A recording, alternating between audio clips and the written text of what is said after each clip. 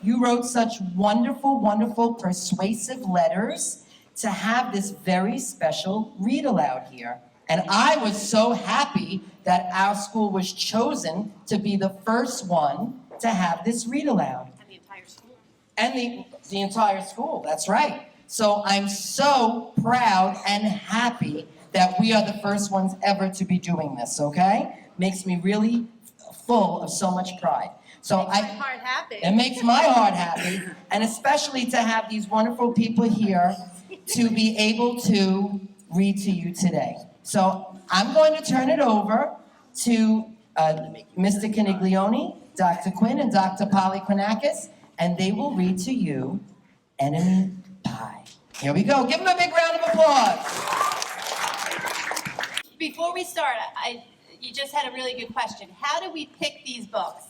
Dr. Polychronakos picked out a book for every month that she thought that would be good for a specific trait. So one month we're going to talk about how you feel, because how you feel is really important.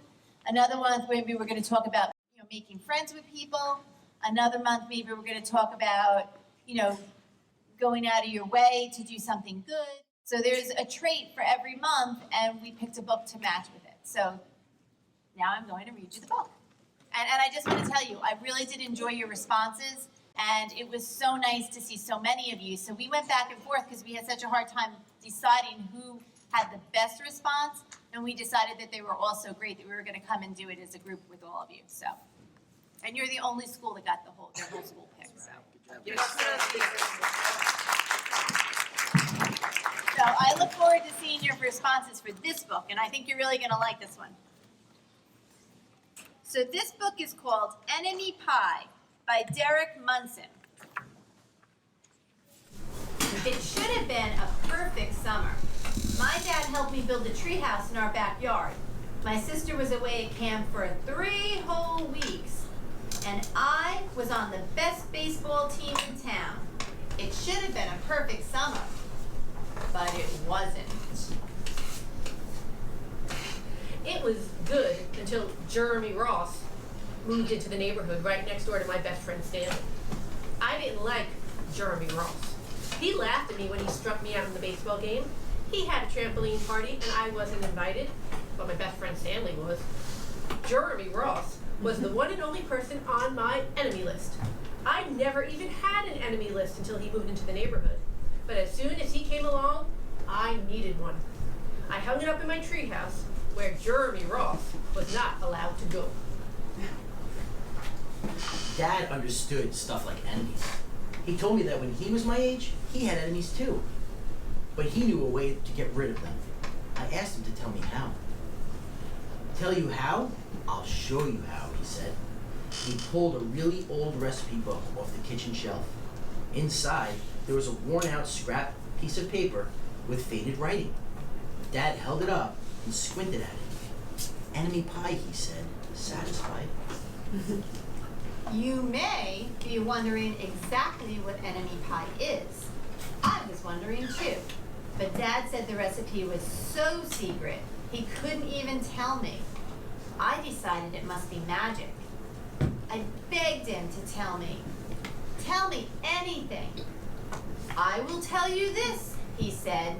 Enemy pie is the fastest known way to get rid of enemies. Now, of course, this got my mind working. What kind of things, disgusting things, would I put into a pie for an enemy? I brought some weeds from the garden, but he just shook his head. I brought him some earthworms and some rocks, but he didn't need those. I gave him the gum I've been chewing all morning. He gave it right back to me. went out to play, alone. I shot baskets until the ball got stuck on the roof. I threw a boomerang that never came back to me. And all the while, I listened to the sounds of my dad chopping and stirring and blending the ingredients of enemy pie. This may be a good summer after all. Enemy pie was going to be awful. I tried to imagine how horrible it must smell, or worse yet, what it would look like. But when I was in the backyard looking for ladybugs, I found something really good. And as far as I could tell, it was coming out of our kitchen. I was a bit confused. I went in to ask Dad what was wrong. Enemy pie should not smell this good. But Dad was smart. If enemy pie smelled bad, your enemy would never eat it, he said. I could tell he had made enemy pie before. The buzzer rang, and Dad put on oven mitts and pulled the pie out of the oven. It looked like plain old pie. It looked good enough to eat. I was catching on.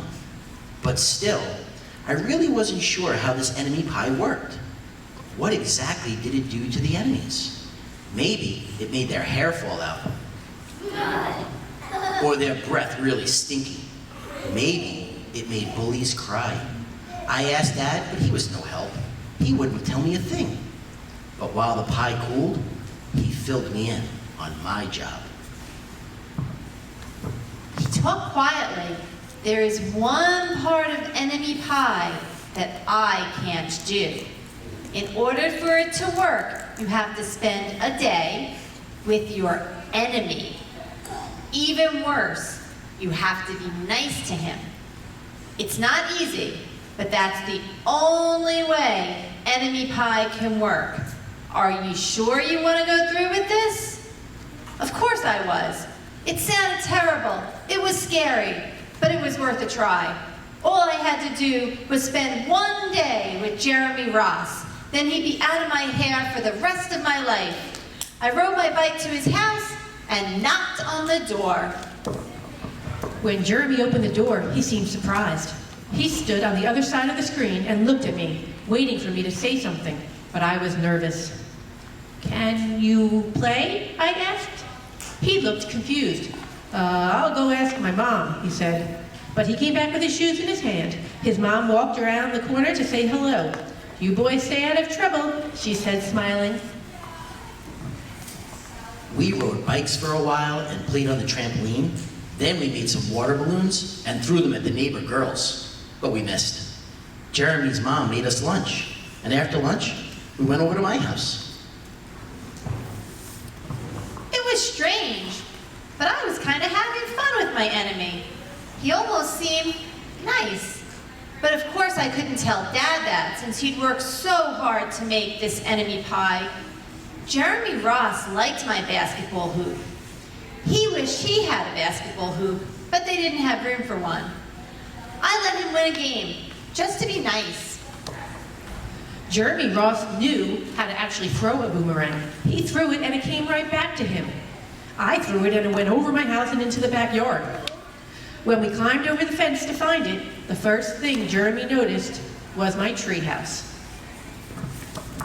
But my treehouse was my treehouse. I was the boss. If my sister wanted in, I didn't have to let her in. If my dad wanted in, I didn't have to let him in. And if Jeremy wanted in, Can we go in, he asked. I knew he was going to ask me that. But he was the top person, the only person on my enemy list. And enemies aren't allowed in my treehouse. But he did teach me how to throw a boomerang. And he did have me for over lunch. And he did let me play with his trampoline. He wasn't being a very good enemy. Okay, I said, but hold on. I had to run up to the top of my treehouse very quickly to tear down that enemy list so he wouldn't see it. And when he finally came up, we started to play some checkers and cards, and we played games until my dad called us down for dinner. We pretended we didn't hear him, but then he came out together, so we tried to hide. But somehow he found us. Dad made macaroni and cheese for dinner. It was my favorite. It was Jeremy's favorite too. Maybe Jeremy Ross wasn't so bad after all. I was beginning to think that maybe we should forget about that enemy pie. But sure enough, after dinner, Dad brought out the pie. I watched as he cut the pie into 8 thick slices. Dad, I said, it's sure nice having a new friend in the neighborhood. I was trying to get his attention and trying to tell him that Jeremy Ross was no longer my enemy. But Dad only smiled and nodded. I think he thought I was just pretending. Dad dished up 3 plates side by side with big pieces of pie and giant scoops of ice cream. He passed one to me and one to Jeremy. Wow, Jeremy said, looking at the pie. My dad never makes pie like this. It was at that point that I panicked. I didn't want Jeremy to eat the enemy pie. He was my friend. I couldn't let him eat it. Jeremy, don't eat it. It's bad pie. It's poisonous or something. Jeremy's fork stopped right before reaching his mouth. He crumpled his eyebrows and looked at me funny. I felt relieved. I had saved his life. I was a hero.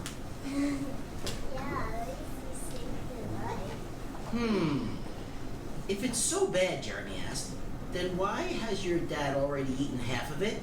I turned to look at my dad, and sure enough, he was eating enemy pie. Good stuff, he mumbled through a mouthful. And that was all he said. I sat there watching them eat enemy pie for a few seconds. Dad was laughing, Jeremy was happily eating, and neither of them were losing any hair.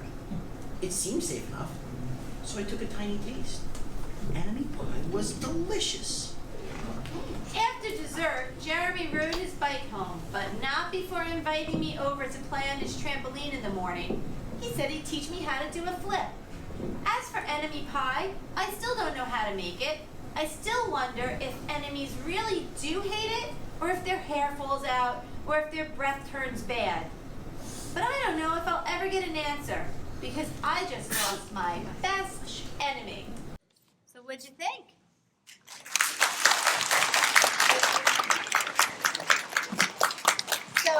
So what did Jeremy's dad do? He made him enemy pie, and then when he fed it to Jeremy, he became his best friend. Yep, go ahead. He made an enemy pie, but really it was a regular pie. It was a regular pie. So why do you think Jeremy's dad might have done that?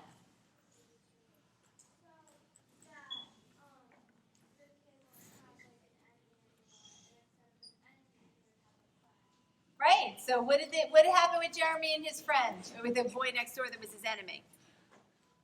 Became best friends. They became best friends. And how did that happen? Right, they spent the whole day together. Raise your hand. Oh, better. Raise your hand if you've ever had somebody that you really thought maybe you didn't like, and then when you got to know them, you realized that they were pretty great. So what do you think we should do when there's somebody that we don't know very well and we think that we don't like them? What would be a good idea? Can you scream really loud?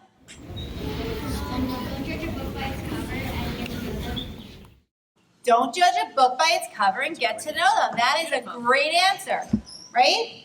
If everybody took the time to get to know everybody else, then I think it would be a lot better world, right? Well, thank you so much for coming and spending the morning with us. And where's Mr. Pearl? Thank you for being our guest star. We had a chance to go to the elementary school and read this wonderful book, Enemy Pie. Yeah, I really liked these responses and how the students really figured out that it was important to not judge a book by its cover. We heard that a lot. Yeah, from a bunch. Yep, and to be nice to people that maybe you don't know because maybe they're just shy and don't know how to make friends.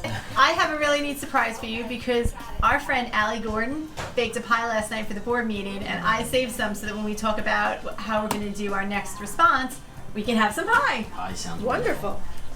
This has nothing to do with enemy pie. This is more of a friendship pie. But if you think about it, that's really more important, and that was kind of the premise of the book, to bring people together. Oh, that's a good connection. That's a good connection. So why don't we have the kids do something about friendship pie for their next response, and then maybe we could go visit the classes and see what kind of pies they come up with. So they can create a pie, putting in all the ingredients of what it takes to be good friends. Like a recipe? Like they can make a recipe of all the ingredients that goes in to make a friendship pie? I think Sounds that would be a fantastic. really great idea. And it's extra good because it's Thanksgiving time. Mhm. So we could connect those two things together. And what better to be thankful for than friends? To our friends.